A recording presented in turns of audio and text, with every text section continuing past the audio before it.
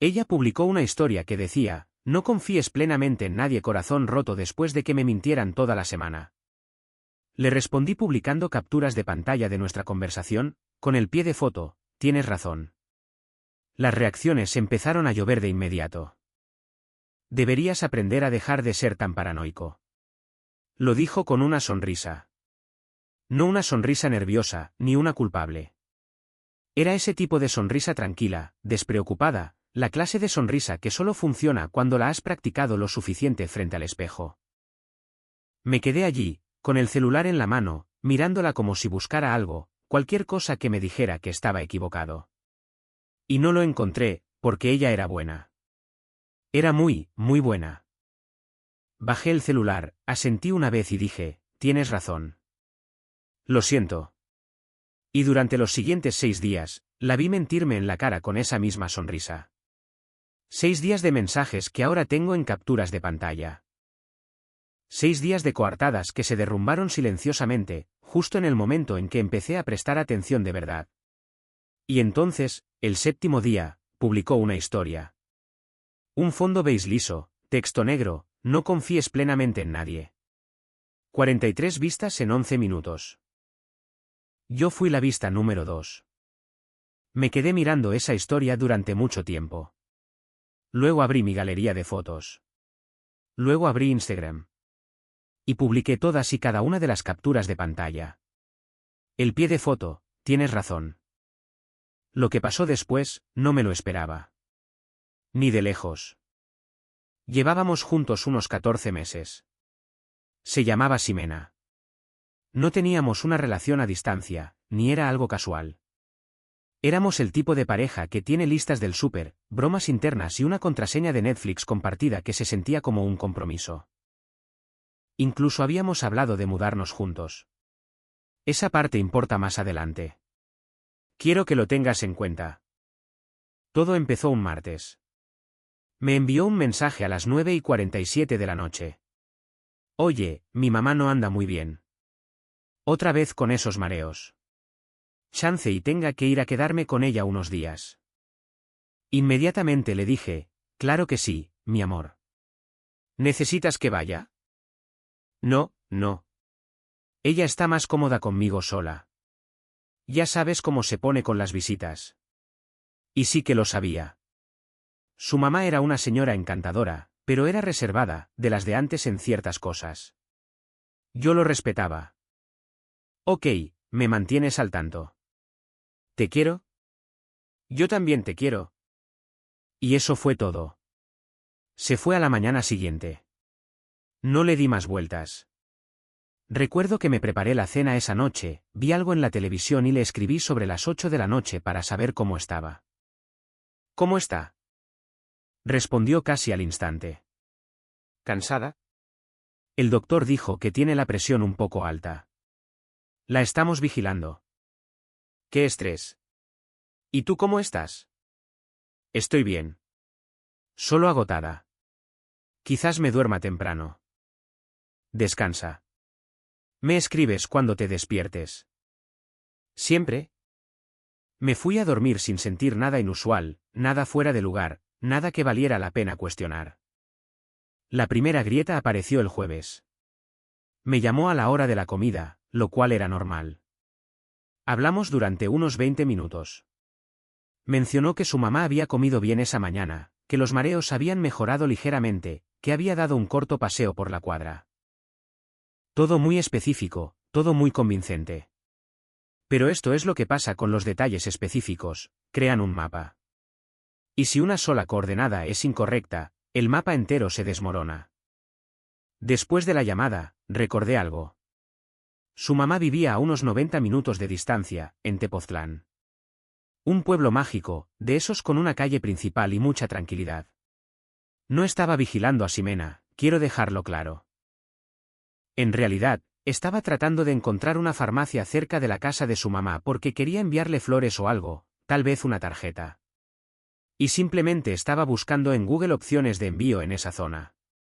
Eso es todo, de verdad. Pero entonces vi algo en su Instagram. No una publicación, no una historia, sino una etiqueta de ubicación de 3 días antes de que se fuera, donde había comentado la foto de una amiga, una chica llamada Camila, con un simple emoji de risa. Ese no era el problema. El problema era el pie de foto de Camila. Por fin de vuelta en la Ciudad de México, emoji de paisaje urbano en el rincón bohemio con mi gente favorita. Y en el fondo de esa foto, ligeramente borrosa pero innegablemente visible, Ximena. En la ciudad, el miércoles, el día después de que me dijera que había manejado hasta casa de su mamá. Me quedé pensando en eso durante mucho tiempo. Me dije a mí mismo que había una explicación. Me dije que estaba haciendo exactamente lo que ella me había acusado de hacer, ser paranoico. Quizás pasó primero a la ciudad. Quizás la foto era de principios de semana y Camila la publicó tarde. Quizás estaba leyendo mal la marca de tiempo. Me tranquilicé. Guardé el celular y no dije nada. Ese fue mi primer error. No porque quedarme callado estuviera mal, sino porque quedarme callado mientras prestaba más atención era algo completamente diferente. No me di cuenta entonces, pero ese momento lo cambió todo. El jueves por la noche, me escribió más tarde de lo habitual. No mucho más tarde, quizás una hora después de lo que solía hacerlo. Perdón, apenas vi tus mensajes. Día largo. No te preocupes. ¿Cómo está tu mamá? Mejor hoy, la verdad. Se rió con un programa de televisión, lo que pareció un gran avance. Me da mucho gusto oír eso. Sí. ¿Qué tal tu día? Hablamos con normalidad durante unos 40 minutos, solo intercambiando mensajes, cosas normales de pareja. Me preguntó por un asunto del trabajo que le había mencionado a principios de semana. Recordaba el nombre del compañero del que me había quejado. Estaba presente. Era cálida. Era Ximena. Y eso es lo que hacía que todo esto fuera tan desconcertante. No estaba fría conmigo. No estaba distante. No me estaba dando el tipo de energía que te hace pensar, ok, aquí pasa algo. Me estaba dando exactamente lo contrario, lo que más tarde entendería que es, en sí mismo, una señal. El viernes por la mañana, me desperté con una nota de voz, de 2 minutos y 14 segundos. La había enviado a las 6:58 de la mañana. Su voz era suave, un poco somnolienta, y hablaba de cómo la luz de la mañana entraba por las cortinas de la habitación de invitados de su mamá y cómo le recordaba al fin de semana que fuimos a aquella cabaña en Valle de Bravo la primavera pasada. La escuché 2 veces.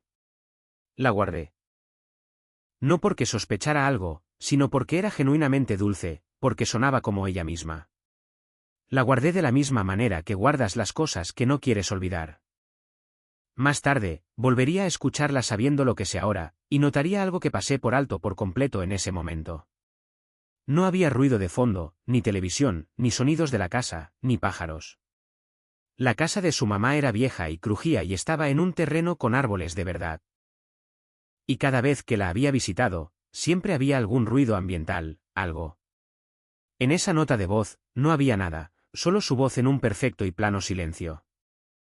El tipo de silencio que tienes en un departamento en la Ciudad de México a las 6:58 de la mañana, no en una casa en Tepoztlán. El sábado fue el día en que la historia empezó a desmoronarse de verdad. No por nada dramático, ni por una gran revelación, sino por una taza de café. Sé cómo suena, una taza de café, pero escúchame. Ximena tenía una costumbre muy específica cuando visitaba a su mamá. Su mamá no bebía café, bebía té de manzanilla, siempre lo había hecho, así que no había cafetera en esa casa. Ximena se había quejado de esto cada vez que la había visitado. Lo había mencionado varias veces a lo largo de nuestra relación. Siempre tengo que buscar una gasolinera o algo. Es un fastidio. El sábado por la tarde, me envió una foto. Nada romántico o intencionado. Era solo una selfie, ella con cara de cansada, el pelo recogido, sin maquillaje, una persona certificadamente agotada. Me reí. Le dije que se veía guapa de todos modos, y lo decía en serio. Pero me quedé mirando esa foto más tiempo del que debería. Porque en la esquina de la foto, sobre lo que parecía ser una barra de cocina detrás de ella, había una cafetera. Una moderna, de acero inoxidable. El tipo de cafetera que su mamá, absolutamente, no tenía. Hice zoom. Me dije a mí mismo que tal vez su mamá se había comprado una nueva. Casi le escribí para preguntarle. Me detuve.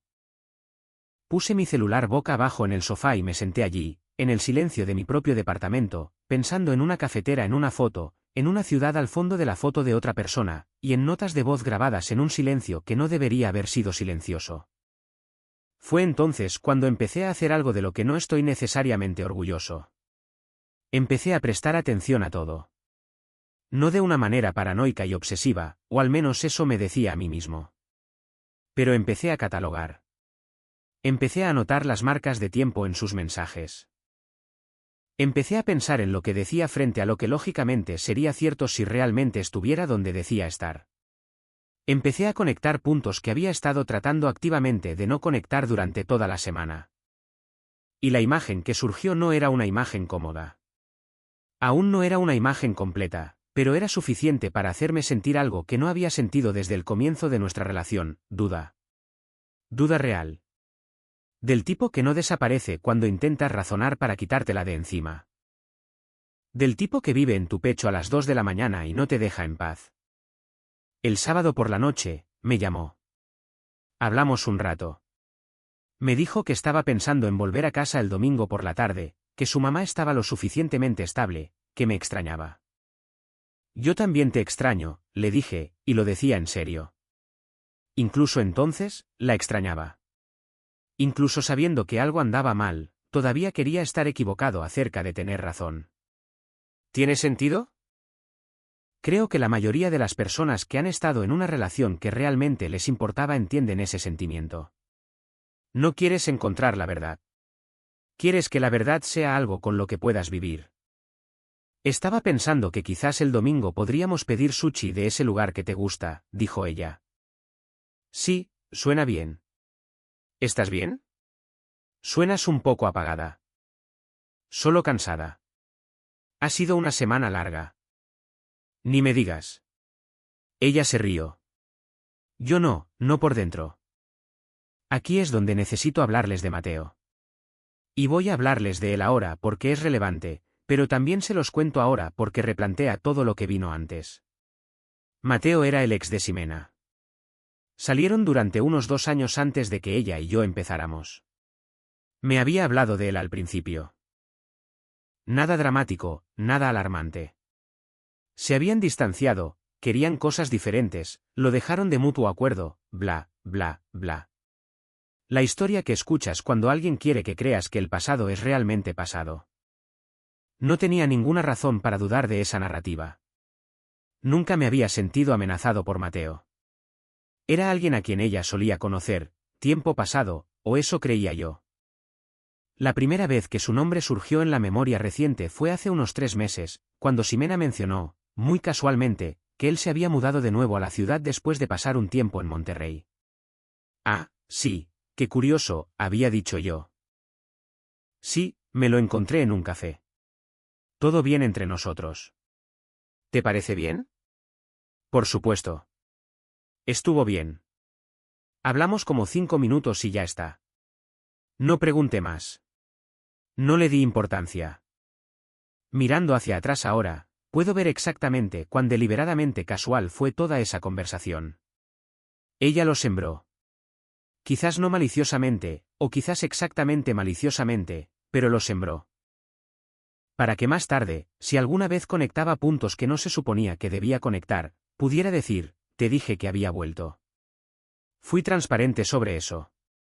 Se estaba cubriendo las espaldas con 3 meses de antelación. Esa no es alguien que dice la verdad.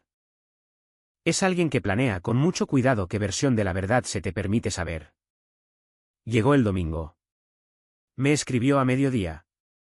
Salgo en 1 hora más o menos. Qué ganas de estar en casa. Maneja con cuidado, le respondí. Lo haré. Nos vemos pronto. 2 horas después, entró por mi puerta. Me abrazó fuerte. Olía a su champú.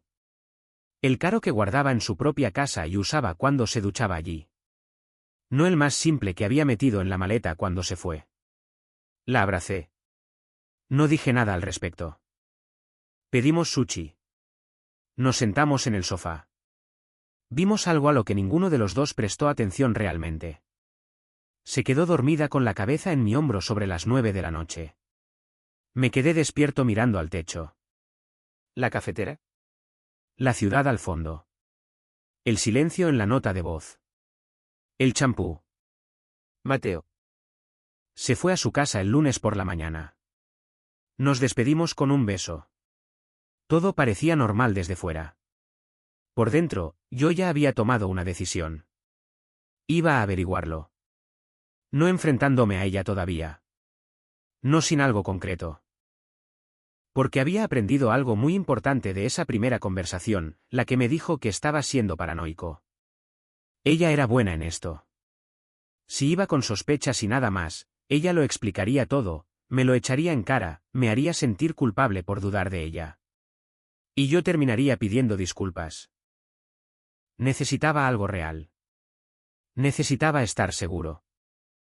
El lunes por la tarde, le escribí a un amigo en común. Se llamaba Javier. Javier era uno de esos tipos que sabía los chismes de todo el mundo sin que pareciera que lo intentaba. La información simplemente fluía hacia él de forma natural. También era alguien en quien confiaba para que fuera directo conmigo. Lo mantuve casual. Oye, pregunta tonta. ¿Has oído algo de que Mateo regresó a la ciudad? Creo que Ximena lo mencionó hace un tiempo. La respuesta de Javier tardó unos 20 minutos. Sí, ya regresó. Lleva unos meses aquí. ¿Así? Solo por curiosidad. Se lo encontró hace un tiempo. No sabía si seguían en contacto o qué. Otra pausa. Más larga esta vez. Mira, la neta no quiero meterme en medio de esto. Esa frase me cayó en el estómago como una piedra. ¿En medio de qué? Nada. No sé nada con seguridad. Es solo que... No creo que deba decir cosas. Javier, güey, mira, simplemente. Mejor pregúntale a ella directamente. Es todo lo que voy a decir. Se desconectó después de eso. Me quedé con su no respuesta durante mucho tiempo. Una no respuesta sigue siendo una respuesta. A veces, es la más ruidosa de la habitación. No voy a fingir que las siguientes 48 horas fueron fáciles. No lo fueron. Pasé por toda la gama de emociones que puedas imaginar. Ira, pena, negación, de vuelta a la ira, y luego una extraña y fría insensibilidad que se instaló en algún momento del martes por la noche y no se fue del todo. No me enfrenté a Ximena. No la llamé llorando. No me lancé a una acusación dramática. Hice algo que, en retrospectiva, fue probablemente lo más lúcido que había hecho en toda la semana. Revisé nuestros chats sistemáticamente. Desde el martes que se fue hasta el domingo que volvió. Hice capturas de pantalla de todo. Cada vez que mencionaba la salud de su mamá, cada marca de tiempo, cada detalle que contradecía algo que yo había notado. La foto con Camila al fondo, le hice una captura desde la página de Camila. La selfie con la cafetera en la esquina, hice zoom y también le hice una captura. No estaba construyendo un caso de una manera dramática y vengativa. Simplemente estaba documentando la realidad. Porque sabía que, sin documentación, la memoria se vuelve maleable. Especialmente cuando la otra persona es muy buena haciéndote dudar de lo que recuerdas. Organicé todo en una carpeta en mi celular y luego esperé. Miércoles. Me llamó en su hora de comida, como solía hacer. Completamente normal. Riéndose de algo que pasó en el trabajo. Preguntándome qué quería hacer ese fin de semana. Sugiriendo que fuéramos a ese mercado de productores que habíamos estado queriendo visitar. Escuché. Dije las cosas correctas. Me reí en los momentos adecuados. Y todo el tiempo, había una extraña división ocurriendo dentro de mí. Una parte de mí estaba presente en la conversación y la otra estaba muy lejos, observándola desde la distancia, completamente desapegada. Has estado un poco callado últimamente, dijo en un momento dado. Solo tengo muchas cosas en la cabeza con el trabajo, dije. ¿Seguro? Me dirías si algo estuviera mal, ¿verdad? Casi se lo digo en ese mismo instante. Casi pongo todo sobre la mesa en ese momento. Pero no lo hice. Por supuesto, dije. Ok. Bien. ¿Te quiero? Yo también te quiero. Dos frases que queríamos decir de maneras completamente diferentes. El jueves por la noche, Javier me escribió. Oye, necesito decirte algo y me siento fatal por esto, pero creo que necesitas saberlo. Mi ritmo cardíaco se disparó de inmediato. Dime. Vi a Ximena el miércoles. La semana pasada. Aquí en la ciudad. ¿Dónde? En un restaurante. Ese lugar italiano en la colonia Roma. Estaba con Mateo. Silencio. Por mi parte. ¿Qué tan seguro estás? 100%. Casi me acerqué a saludar, pero algo me pareció raro, así que no lo hice. Estaban. Se veían a gusto. Como muy, muy a gusto. No solo poniéndose al día. ¿Te vio? No. No creo. Le di las gracias a Javier. Le dije que lo apreciaba. Le dije que había hecho lo correcto. Y luego bajé el celular y me senté en completo silencio durante mucho, mucho tiempo. Sin lágrimas. Sin romper cosas. Sin un momento dramático. Solo silencio y una sensación muy, muy clara de lo que había sucedido exactamente. La semana en casa de su mamá. El susto de salud que fue conveniente, específico y lo suficientemente comprensivo como para que cuestionarlo me convirtiera en el malo. La ciudad. ¿La cafetera? El restaurante italiano en la Roma. Mateo. Muy, muy a gusto. Todos los puntos estaban conectados ahora. Todos y cada uno de ellos. Si te gustan las historias reales como esta, suscríbete, porque lo que pasó después lo cambió todo por completo. Quiero ser honesto sobre algo. Había una versión de mí, una versión que consideré dejar que tomara el control, que quería llamarla inmediatamente, gritar, exigir respuestas, repasar cada prueba punto por punto y verla retorcerse. Pensé en hacer eso. De verdad que sí. Pero también sabía exactamente cómo iría eso. Había visto a Ximena en conversaciones difíciles antes. Era extraordinariamente hábil en la redirección emocional. En hacerse la víctima de tu reacción en lugar de la causa de ella. Si la llamaba gritando, al final de la conversación, de alguna manera, sería mi culpa. Mis problemas de confianza. Mi paranoia. Mi incapacidad para darle espacio. La había visto hacerlo antes. No conmigo. No sobre algo tan serio. Pero había visto el mecanismo. La forma en que podía darle la vuelta a una conversación. Así que decidí no llamar. Decidí esperar. Y entonces, el viernes por la mañana, completamente de la nada, como si el universo quisiera darme una razón que no requiriera que yo la encontrara, publicó esa historia. Fondo beige liso. Texto negro. No confíes plenamente en nadie. La miré fijamente. Todavía no estoy del todo seguro de lo que quería decir con eso. Quizás era lo suficientemente vago como para ser negable. Quizás estaba tratando de procesar la culpa y así fue como salió. Quizás estaba pensando en otra persona y no tenía nada que ver con nada de esto. Pero el contexto importa. Y en el contexto de todo lo que ahora sabía, esa historia no era ambigua. Era una bofetada. Silenciosa, decorada, pública, pero una bofetada. Estaba publicando sobre la confianza después de haberme mentido durante 6 días seguidos. Después de ir a la ciudad cuando me dijo que estaba en Tepoztlán. Después de sentarse en un restaurante con su ex, pareciendo muy, muy a gusto, mientras yo estaba en casa enviándole mensajes preguntando por la presión arterial de su mamá. Esa historia era o una admisión de culpa envuelta en vaguedad o era la cosa más inconsciente que había hecho en su vida.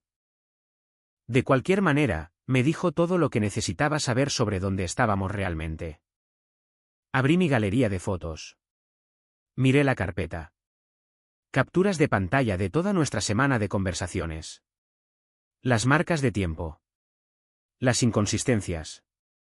Los detalles que no cuadraban. Abrí Instagram. Creé una nueva publicación. No una historia. Una publicación real. Organicé las capturas de pantalla en orden. El mensaje donde me decía que estaba en casa de su mamá. La marca de tiempo en la foto de Camila con Ximena visible al fondo. La selfie con la cafetera que ella no tenía. El mensaje de Javier.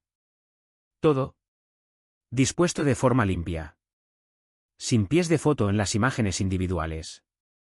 Solo el pie de foto de la publicación. Una línea. Tienes razón.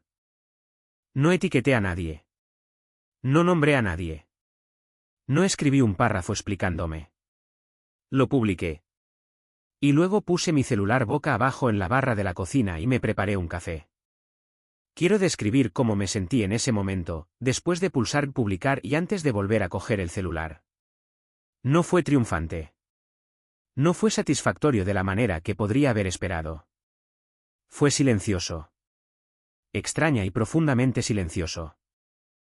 El tipo de silencio que llega cuando has estado cargando algo pesado durante mucho tiempo y finalmente lo dejas. No alivio, exactamente. Más bien como una llegada. Como si hubiera estado caminando hacia una puerta durante una semana sin saberlo y finalmente, la hubiera cruzado. Me tomé mi café. Me quedé de pie junto a la ventana de la cocina. Vi a una paloma posarse en el edificio de enfrente e irse volando de inmediato. Entonces mi celular empezó a vibrar. La primera reacción fue de un amigo mío llamado Diego. Solo un mensaje directo. Güey, ¿qué es esto? Luego otro de una chica que Ximena y yo conocíamos. Camila, nada menos. Y solo envió un punto. Como si hubiera abierto su aplicación, visto la publicación, la hubiera procesado, y eso es todo lo que pudo articular. Solo un punto. Luego una llamada. No respondí. Luego otra llamada. Tampoco respondí a esa. Luego un mensaje de un número que no reconocí de inmediato. Era Mateo. Ya vi. Ya sé, decía su mensaje. Creo que deberíamos hablar. Me quedé mirando ese mensaje durante mucho tiempo. No respondí. Luego Ximena llamó, 1, 2, 3 veces seguidas. Luego un mensaje, ¿puedes llamarme, por favor? Puedo explicarlo. 30 segundos después, por favor, no hagas esto públicamente. Leí cada mensaje. No respondí a ninguno. Todavía no. En la primera hora, la publicación había sido vista por prácticamente todo nuestro círculo social. Eso es lo que pasa con estos pequeños mundos interconectados. En realidad no son tan pequeños. Simplemente se sienten contenidos hasta que dejan de estarlo. Diego me llamó de nuevo, y esta vez contesté. ¿Qué pasó?, dijo de inmediato. Le di la versión corta. Se quedó en silencio un momento. Luego, estaba con Mateo. ¿Eso fue lo que vio Javier? Y te dijo que estaba con su mamá. Durante 6 días. Exhaló lentamente. Ok, tengo que decirte algo. Me tensé. Dime. No dije nada porque, sinceramente, no estaba seguro de si era relevante. Como que no era mi asunto y no sabía qué onda. Pero hace unas semanas, me escribió preguntando si había sabido algo de Mateo. Como, si estaba saliendo con alguien, que había sido de él. Algo frío recorrió mi cuerpo. ¿Te escribió para preguntar por Mateo? Sí. No le di mucha importancia en ese momento. Le dije que no sabía mucho y dejó el tema. Pero sí, dije yo, gracias por decírmelo. Colgué. Ximena ya lo estaba investigando 3 semanas antes de decirme que se lo había encontrado en un café. La historia del café no era una historia. Era la mitad de una historia. Una que ya había estado en marcha antes de que yo supiera que existía. Finalmente le respondí por mensaje alrededor del mediodía. No una llamada, un mensaje, porque quería que todo quedara documentado. No voy a quitar la publicación.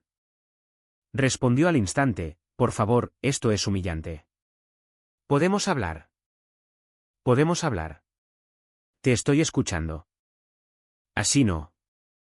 No por mensaje. ¿Por qué? No tuviste ningún problema en comunicarte por mensaje toda la semana.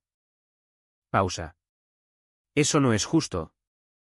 El restaurante italiano en la colonia Roma. Pausa más larga. Mucho más larga. ¿Quién te dijo eso? No era una pregunta, era un cálculo. No importa. No fue nada. Fue literalmente solo una cena. Me dijiste que estabas en Tepoztlán. Iba a decírtelo. Ibas a decirme que estabas en la ciudad cenando con tu ex mientras yo te escribía sobre la presión arterial de tu mamá. No pasó nada. Ximena, lo siento. Ok, lo siento de verdad. Debería habértelo dicho. ¿Por qué no lo hiciste? Porque sabía que reaccionarías así. Ahí estaba, la redirección, justo a tiempo. No estoy reaccionando. Estoy respondiendo a algo que realmente sucedió. Publicaste nuestras conversaciones privadas en Internet. Tú publicaste una historia sobre no confiar en la gente, respondí. Eso no es lo mismo. Tienes razón, escribí, no lo es, porque mi publicación es objetivamente precisa. No respondió durante varios minutos. Luego, no me acosté con él. Me quedé pensando en esa frase. Eso es lo que quieres que sepa. Porque es verdad. Ok. Ok, eso es todo lo que vas a decir. ¿Qué más quieres que diga, Ximena? Quiero que hables conmigo, como una persona. No lo que sea que es esto. He estado hablando contigo toda la semana. Solo que tú estabas en otro sitio cuando lo hacía. Apareció en mi edificio esa tarde. No llamó al timbre. Me escribió desde fuera. Estoy abajo. Por favor. Bajé. No la invité a subir. Nos quedamos fuera, en la banqueta, y por primera vez en todo este asunto, pude verle la cara. Tenía un aspecto terrible. No de una manera dramática, de escena de película, sino genuinamente agotada y asustada, y de alguna manera más pequeña de lo que recordaba. Empezó a decir algo y la dejé. La dejé contar toda la historia. Había estado hablando con Mateo durante unos 2 meses. Había empezado como un simple ponerse al día. Luego se hizo más frecuente. Se dijo a sí misma que era inofensivo. Luego fue a la ciudad esa semana, no porque lo planeara, dijo, sino porque él le había preguntado si podían verse en persona y ella había dicho que sí sin pensar realmente en lo que eso significaba. Se inventó la historia de su mamá porque entró en pánico. No había planeado mentir. Simplemente lo hizo, y luego tuvo que mantenerlo. Sé cómo suena esto, dijo. ¿Cómo suena?, pregunté. Me miró. Como que te he traicionado por completo. Sí. Esperó a que dijera algo más. No lo hice. Necesito que sepas que no pasó nada físico. No dejas de decir eso. Porque necesito que lo creas. Creo que no pasó nada físico, dije. Y también creo que sabes que ese no es realmente el punto. Ella desvió la mirada. El punto, continué, es que durante 2 meses, has estado en una relación privada con alguien a quien solías amar, y me ocultaste cada parte de ello. Me mentiste a la cara cuando noté que algo iba mal. Me llamaste paranoico. Dijiste que debía confiar en ti. Y luego te fuiste una semana con una historia sobre tu mamá, una mujer a la que respeto y aprecio, y la pasaste haciendo lo que sea que estuvieras haciendo mientras yo estaba en casa preocupado por ti. No estaba. No fue como lo estás pintando. No lo estoy pintando de ninguna manera, Ximena. Solo estoy diciendo lo que pasó. Se apretó los dedos contra los ojos. Lo sé. Lo sé. No tengo una buena respuesta para nada de esto. Sé que no la tienes. ¿Qué vas a hacer? Ya lo he hecho. Quiero decir, con nosotros. La miré por un momento. La misma cara que había memorizado durante 14 meses. Los mismos ojos que me habían mirado en tantas tardes ordinarias. La misma persona que me había enviado una nota de voz de 2 minutos sobre la luz de la mañana, las cortinas y una cabaña que una vez amamos. No queda nada que decidir, dije. Tú decidiste hace 2 meses. Yo solo me estoy poniendo al día. Empezó a llorar, en silencio, sin dramatismos. Y quiero ser claro sobre algo, porque creo que esto importa. No me sentí frío. No sentí nada. Me dolió estar allí viéndola llorar. Me dolió de verdad. Pero el dolor no es una razón para volver a lo que lo causó. Lo había aprendido por las malas hace mucho tiempo, antes de Ximena, antes de todo esto. Voy a subir, dije. ¿Podemos? No. Ella asintió, una vez, y yo volví a entrar. La publicación seguía ahí. Por la noche, se había compartido 6 veces y tenía comentarios que aún no había leído. Los revisé lentamente. La mayoría eran de gente que apenas conocía, extraños de internet, amigos de amigos, gente que la había visto compartida en algún sitio. Las respuestas eran mixtas, como siempre lo son cuando algo turbio se hace público. Algunos pensaban que no debería haberlo publicado. Otros decían que tenía todo el derecho. Algunos escribieron largas y detalladas opiniones sobre mi relación que no tenían absolutamente ningún derecho a escribir. Un comentario solo decía, de esta no se recupera. Otro decía, publicar capturas de pantalla nunca es la solución. Y otro, pero ella publicó sobre la confianza primero. Eso es una locura. Y en medio de todo, Ximena comentó. Un comentario, solo 3 palabras. Lo siento muchísimo. Público. En mi publicación. Bajo las capturas de pantalla de sus propias mentiras. Lo miré durante mucho tiempo. No respondí. No lo borré. Lo dejé exactamente donde ella lo puso. El mensaje de Mateo seguía sin respuesta en mi celular. Lo abrí esa noche. Creo que deberíamos hablar. Lo pensé. Luego le escribí, la verdad es que no. Envió un último mensaje. Por si sirve de algo, hablaba de ti constantemente. ¿De verdad le importas? Lo leí 2 veces. Entonces debería haber actuado como tal, respondí, y bloqueé su número. No por ira, sino porque, sinceramente, no quedaba nada que decir. Javier me llamó esa noche. Se disculpó por no habérmelo dicho antes. Le dije que no tenía nada por lo que disculparse. Debería haber dicho algo antes de que llegara a esto, dijo. Dijiste algo cuando importaba. ¿Cómo estás tú, de verdad? Lo pensé por un momento. Estoy bien, dije. Creo que he estado de luto por esto desde el jueves, sinceramente. La parte pública de hoy fue solo el final de algo que ya sabía que estaba terminando. Eso es extrañamente maduro de tu parte. Dame una semana, dije. Probablemente me desmoronaré como es debido más tarde. Él se rió. Yo casi lo hago también. Unos días después de la publicación, la quité. No porque me arrepintiera. No porque Ximena me lo pidiera. Sino porque ya no la necesitaba ahí. Había dicho lo que quería decir. La gente había visto lo que necesitaba ver. Dejarla puesta habría sido por algo más que la verdad. Habría sido para prolongar una herida, y no quería eso. Quería terminar con ello. De verdad. También quiero decir esto, porque creo que es importante y quiero ser honesto sobre el panorama completo. Publicar esas capturas de pantalla no fue una decisión perfecta. Lo sé. No estaba sentado en un escritorio sopesando tranquilamente los pros y los contras. Era alguien a quien le habían mentido durante una semana, que acababa de ver a la persona que amaba publicar sobre la confianza mientras vivía dentro de una mentira que ella había creado para mi beneficio. Reaccioné. Calculada, sí, pero aún así una reacción. Y las reacciones no siempre son correctas solo porque estén justificadas. El hecho de que ella mintiera no hace que todo lo que yo hice sea impecable. Lo sé. Lo asumo. Lo que no voy a fingir, sin embargo, es que me arrepiento de haber respondido. Respondí porque ella lo abrió. Ella lo hizo público primero, no con las capturas de pantalla, sino con la historia.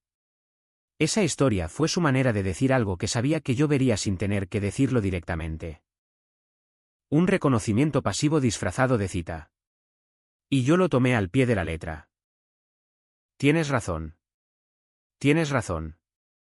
No confíes plenamente en nadie, porque pasaste semanas reconstruyendo algo que tenías con otra persona, en silencio, mientras me mirabas a la cara cada día y elegías la versión de ti en la que yo creía. Y cuando noté que algo iba mal, lo llamaste paranoia. Y cuando me quedé en silencio, me preguntaste si algo iba mal. Y cuando dije que no, dijiste, me dirías si algo fuera mal, ¿verdad? Y yo dije, por supuesto. Porque pensé que éramos el mismo tipo de personas. No lo éramos. La parte más difícil de esto, y he pensado mucho en ello en la semana que ha pasado desde entonces, no fue descubrir la mentira. Ni siquiera fueron las consecuencias públicas o las conversaciones incómodas o la lenta disolución de un mundo compartido que habíamos estado construyendo durante más de un año. La parte más difícil fue esa nota de voz.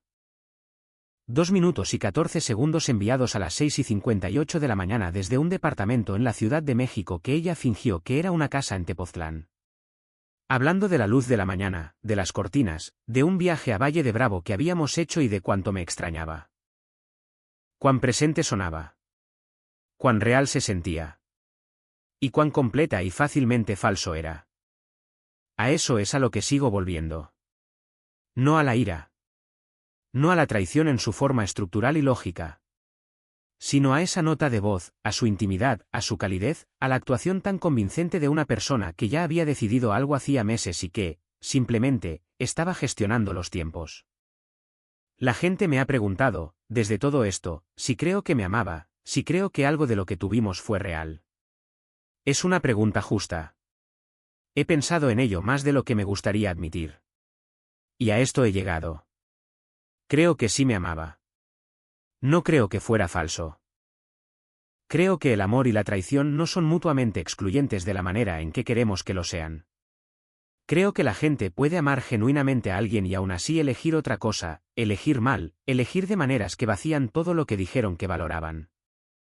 El amor no hace a alguien inmune al egoísmo. Y no obliga a la persona a la que hirieron a seguir absorbiéndolo. No hemos hablado desde esa tarde en la banqueta. Me escribió una vez unas 3 semanas después. Solo, espero que estés bien. No respondí, no porque esté resentido, no porque quisiera castigarla con el silencio, sino porque no había nada que decir que nos hubiera servido a ninguno de los dos. No íbamos a ser amigos. No íbamos a tener una conversación redentora. Solo éramos 2 personas al final de un camino. Y desearnos lo mejor a través de esa distancia no requiere una respuesta. El mercado de productores que íbamos a visitar ese fin de semana, fui solo el domingo después de que todo pasara. Compré miel carísima y una planta que he estado manteniendo viva en el alféizar de mi cocina desde entonces. No es simbólico. Es solo una planta. Pero la riego cada mañana y está bien, lo que se siente como algo, aunque no esté seguro de qué. Esto es lo que sé ahora que no sabía antes. Cuando alguien te llama paranoico por notar algo real, no te está calmando. Está ganando tiempo. Cuando los detalles de alguien son demasiado específicos, demasiado ensayados, demasiado herméticos, eso no es tranquilidad. Es un guión. Y cuando alguien publica sobre la confianza después de pasar una semana dentro de una mentira que construyó específicamente para ti, no te preguntes qué quería decir. No lo suavices. No le des la interpretación caritativa. Tómale la palabra, porque te lo dijo, aunque no tuviera la intención. Te dijo exactamente quién era en 8 palabras sobre un fondo beige, pensando que pasarías de largo como habías estado pasando de largo de todo lo demás. Y quizás la única diferencia entre yo y otras 100 personas en otras 100 situaciones es que yo no lo hice. Todavía tengo esa nota de voz. 2 minutos y 14 segundos. No la he borrado. No sé por qué. Quizás algún día lo haga. Quizás es suficiente saber que está ahí, la prueba de algo que fue lo suficientemente real como para recordarlo y lo suficientemente desaparecido como para dejarlo ir. Tenía razón en una cosa. No confíes plenamente en nadie. Pero, la cuestión es que, no creo que se refiriera a sí misma. La planta en el alféizar de mi ventana sigue viva. Eso es suficiente por ahora.